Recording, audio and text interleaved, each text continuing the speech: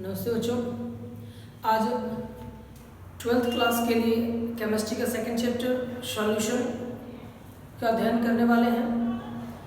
ये इस चैप्टर के लिए दूसरा दिन है और आज हम विलयन के प्रकार के बारे में बात करेंगे। अर्थात आज हमारा लेक्चर इस क्लास पर बेस्ड होगा कि विलयन कितने प्रकार के होते हैं। तो चलिए देखते हैं विलयन के प्रकार। विलयन के प्रकार देखिए, विलय और विलायक की भौतिक अवस्थाओं के आधार पर विलयन को कुल 9 भागों में बांटा गया है। यानी हम कह सकते हैं कि विलय और विलायक की भौतिक अवस्थाओं के आधार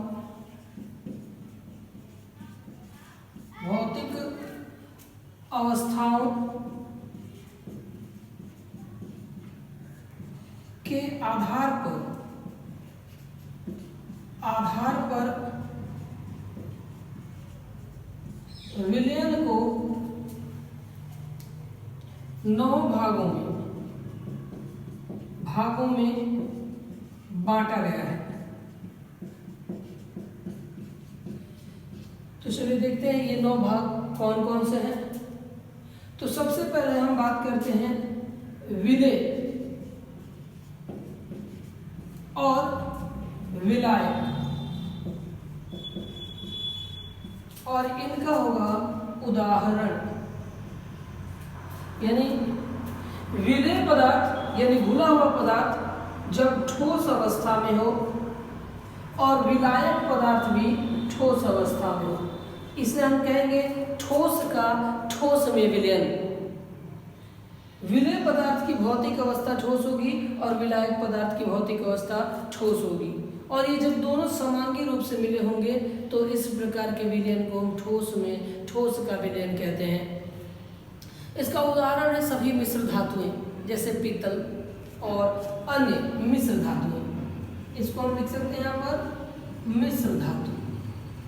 सभी मिश्र धातुएं ठोस में ठोस का विलयन होती है, क्योंकि उसमें विलीन पदार्थ भी ठोस अवस्था में रहता है और विलय पदार्थ यानी कि विलायक पदार्थ भी ठोस अवस्था में होता है। दूसरे नंबर पर अगर हम बात करें तो ठोस पदार्थ का, यानी ठोस पदार्थ विलय हो और विलायक इस बार द्रव हो जाए, ठोस का द्रव में विलयन कहलाएगा। इस विलयन का एग्जाम्पल होगा शक्कर को जब पानी में घोल दिया जाए।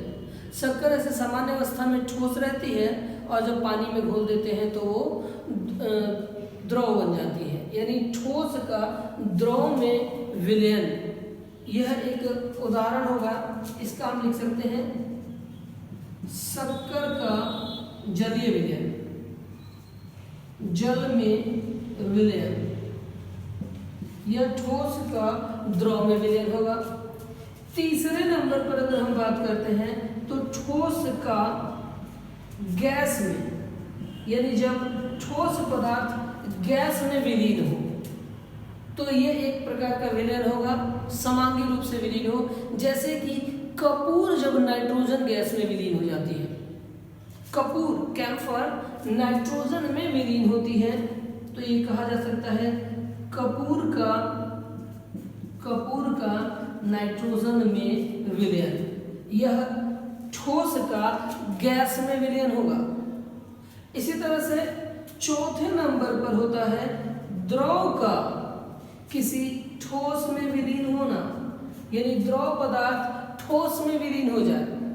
जैसा कि आप जानते हैं कि जिस पदार्थ की मात्रा कम होती है उसे कहा जाता है विलय, और जिसकी मात्रा अधिक होती है उसे कहा जाता है विलायक। मान लीजिए कि 1 बोरा शक्कर ले लें और मात्र 1 जग पानी डाल दें, तो यह शक्कर की मात्रा ज़्यादा है तो वो आपका विलायक हो जाएगा, यानी ठोस हो जाएगा विलायक, और पानी डाला उसकी मात्रा कम है वो विलय हो जाएगी द्रव। तो शक्कर में जल का विलय, हम ये कह सकते हैं शक्कर में जल का विलयन।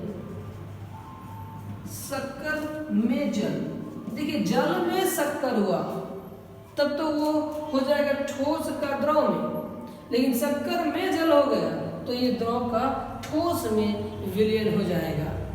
इसी तरह से अगली बात करते हैं हम, जो विलयन का पांचवा प्रकार होगा वो द्रव में विलयन, यानी आपका विलेय पदार्थ भी द्रव हो और विलायक पदार्थ भी द्रव हो। इसका उदाहरण आप ले सकते हो अल्कोहल और पानी, यानी कि अल्कोहल और प्लस जल का विलयन। अल्कोहल भी द्रव में होता है और जल भी द्रव अवस्था में होता है। इस तरह से द्रव में विलयन प्राप्त होगा।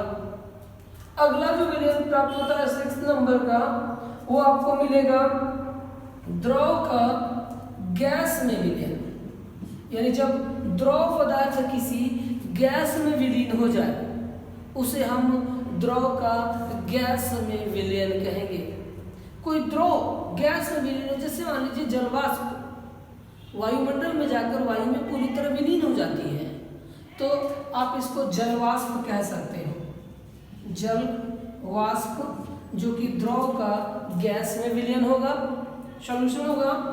इसी तरह से 7वें नंबर पर आता है आपका गैस का ठोस में विलयन। जब कोई गैस पदार्थ ठोस में विलीन हो जाए तो इसे गैस का ठोस में विलयन कहा जाएगा। जैसे लोहे पर जंग का लगना, लोहे पर जंग लगता है तो वायुमंडलीय ऑक्सीजन लोहे में विलीन हो जाती है, तो हम इसका एग्जाम्पल ले सकते हैं लोहे पर जंग का लगना। इसी तरह से 8वें नंबर पर आता है गैस का द्रव में विलयन। जैसे ऑक्सीजन गैस जल में विलीन हो, ऑक्सीजन का जल में विलयन प्राप्त होगा। वायुमंडलीय ऑक्सीजन या वायुमंडलीय कार्बन डाइऑक्साइड गैस या कोई भी गैस है जब जल में विलीन हो जाती है तो गैस का द्रव में, यानी गैस पदार्थ द्रव में विलीन हो जाता है। इसी तरह से 9th नंबर पर आता है आपका गैस में विलयन। यह विलयन जो प्राप्त होगा वो आपका सामान्य वायु कह सकते हैं। जैसे वायु में, हवा में नाइट्रोजन, ऑक्सीजन और अन्य गैसें एक दूसरे में विलीन होती है, जिसमें नाइट्रोजन विलायक का काम करता है, क्योंकि नाइट्रोजन की प्रतिशत मात्रा सबसे अधिक होती है, अतः नाइट्रोजन विलायक का काम करता है और अन्य गैसें विलेय का काम करती हैं, तो वो हो जाएगा गैस में गैस का विलयन। इस तरह से भौतिक अवस्थाओं के आधार पर विलयनों को कुल 9 भागों में बांट दिया गया है। एक बार फिर से देख लेते हैं वो 9 भाग। जब विलेय पदार्थ ठोस हो और विलायक ठोस हो तो मिश्र धातुएं बनेगी। जब विलेय पदार्थ ठोस हो और विलायक द्रव हो, जैसे कि शक्कर को जल में घोल लिया जाए। जब विलेय पदार्थ ठोस हो और विलायक गैस हो, जैसे कपूर को नाइट्रोजन गैस में घोल दिया जाए तो विलयन मिलेगा। जब विलेय पदार्थ आपका द्रव हो और विलायक ठोस हो तो द्रव ठोस में विलीन हो रहा है, जैसे शक्कर की मात्रा ज़्यादा कर दी जाए और जल की मात्रा कम कर दिया जाए। इसी तरह से द्रव का द्रव में विलयन, अल्कोहल और जल आपस में विलीन होते हैं। द्रव का गैस में विलयन, तो द्रव जलवाष्प, जल जो है वो इजीली वायुमंडल में मिली रहती है। और गैस का ठोस में विलयन, जैसे गैस लोहा पर जंग का लगना, लोहे पर जब जंग लगती है तो वायुमंडलीय गैसें लोहे ठोस के अंदर विलीन रहती हैं। और गैस का द्रव में विलयन, ऑक्सीजन में का जल में विलीन हो जाना। और गैस का गैस में विलयन, यानी वो सभी गैसें जो आपके सामान्य परिस्थितियों में वायुमंडल में पाई जाती हैं, जिसमें नाइट्रोजन विलायक का काम करता है और अन्य गैसें विलेय का काम करती हैं।